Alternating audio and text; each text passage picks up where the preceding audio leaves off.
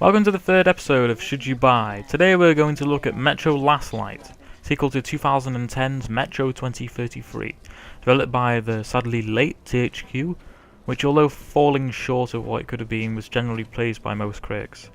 The Metro games are developed by Ukrainian studio 4A Games and based on the works of author, now let me pronounce this correctly because I might not, Dmitry Glukhovsky? I don't know.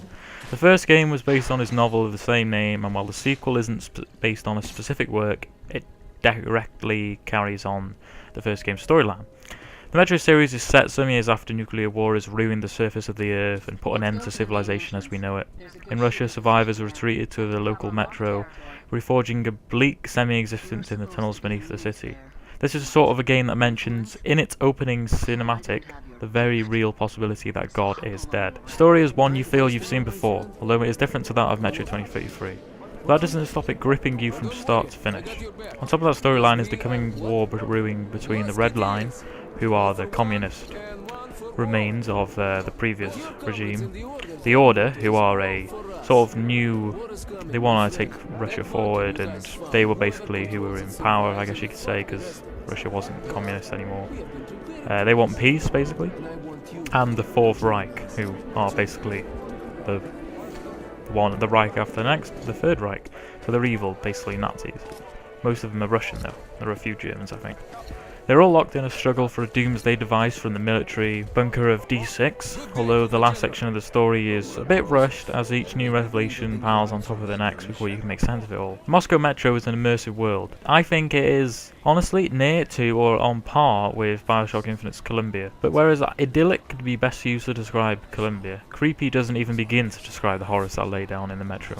Be it the oversized spiders that fear your flashlight but never stop stalking you as you navigate through the tunnels, or the larvae-like giant shrimp creatures in the flooded tunnels below that, according to fishermen in Venice, are particularly good eating. As they did in Metro 2033, 4A regularly demonstrates an uncanny mastery of the alchemy of atmosphere. Underground cities bustle and radiate with wretched life, and each location has been crafted with a rare degree of detail. The dialogue in Metro Last Light is wonderfully scripted and often very comical, considering the desperate situation faced by everyone. Your funny but intuitive buddy plays his role brilliantly, and there is a fisherman in Venice that will grab your attention as he uses a cigarette and has some dynamite to fish. Unfortunately, the English voice acting is cringeworthy, because you can't tell if the voice actors are Americans doing Russian accents or Russians speaking English.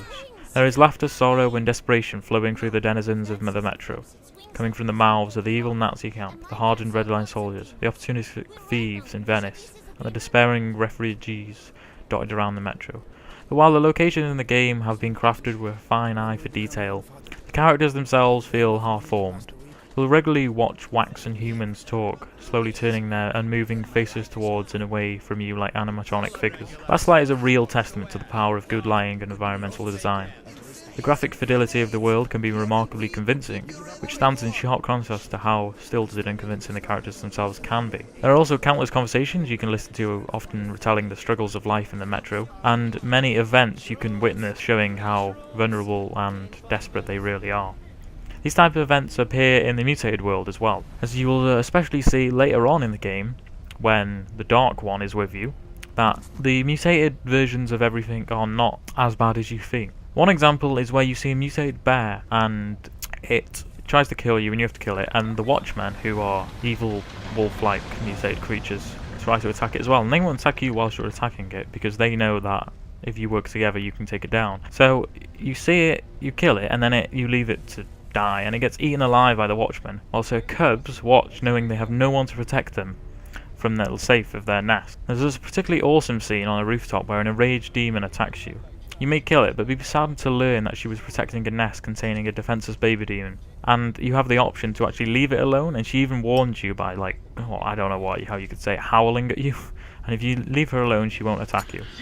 I can't bring myself to say these events of humility in Metro Last Light have not affected my experience and ultimately my opinion of the game.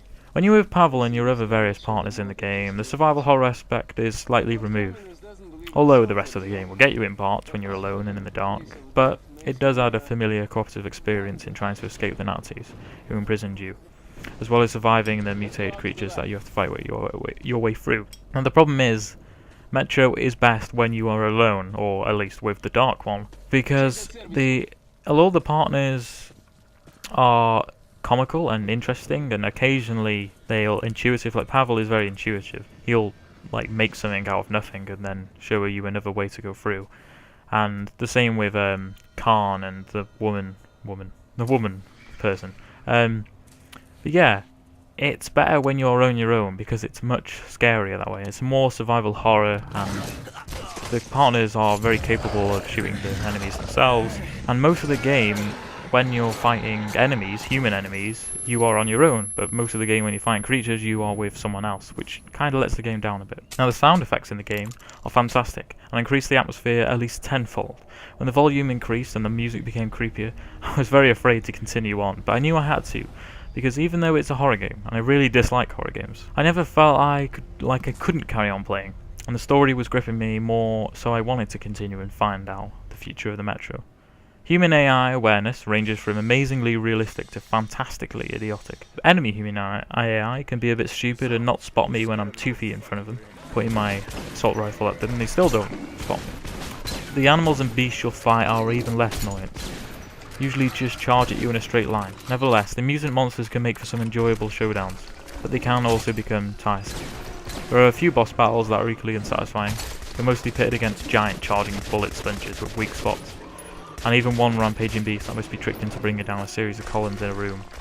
At these moments, the artifice of Last Light shows through the clearest. Unfortunately, there's no lean mechanic in Metro Last Light. For looking around corners for stealth sections, which there are a lot of them, I mean, you can actually play the whole game in stealth, bar the mutated parts. Or general protective cover, which I was surprised to see not included, as it would have added a smoother stealth experience because I played most of the game Agent 47 style. What I did notice though was the structural cover. And although there is only a few sections where you are in the open against a horde of soldiers, it's cool to see that implemented. Occasionally the game messes with you and what you believe in, and frequently reminds your character Artyom of his past, including the bomb into the Dark Ones at the end of Metro 2033. Very often your morality is questioned, because you can't help but notice the desperation in the eyes of prisoners and refugees that you meet, and now have to make choices to decide if they live or die, which in turn affects the game's hidden karma system, that in turn affects the game's ending. On the easiest difficulty, any playstyle is, well, very easy. If you're being stealthy, enemies will rarely spot you and die with a bullet to the head, and if you're all guns are-blazing, most of the human enemies die with 2 or 3 bullets. Also, bullets, masks and filters are nearly everywhere, and on most soldiers on easy difficulty. The toughest challenge, however, lies with the mutants, who can take up to 3 buckshots from a shotgun to kill at close to medium range. Now, is it worth paying for, and are you going to come back to it in 2 or 3 years' time? The answer is yes and no, because the single player has 3 default difficulties, and Ranger mode, the controversial thing everyone's been talking about, has to be bought, but the game can last up to 10 hours if you take your time and explore the Metro. There are lots of secrets hidden around levels and things you will underworld the first time round, but if you only played it once and then in a few years when it's released on PS4 and Xbox One, as there is planned to, you may feel compelled to play it again. But if you've played as much as you feel necessary on more than one difficulty and collected all the notes, then I don't see why you would play this game again, unless you are willing to stick around and fork out some more money for the season pass that includes 4 upcoming DLCs. To conclude, Metro Last Light is much like Bioshock Infinite, apart from being deep underground. I am comparing them so often because they are pretty much the same. They both feature beautifully designed environments and insightful narratives, but are let down by basic gameplay, bad textures and linear levels. Considering this, I think it's unfair that IGN gave the console version of Metro Last Light 7.2 out of 10, but gave the console version of Bioshock Infinite 9.4 out of 10, when the narrative is of similar standard. The immersion is probably better on Last Light with interactivity between Artyom and his gear. The environments are both beautiful and deadly, they are both let down by linear levels and graphical glitches as I said before, but Bioshock is hampered even further by basic shooting mechanics because it uses the game mechanic hit scan, unlike Metro which has realistic bullet physics and recoil from the makeshift weapons.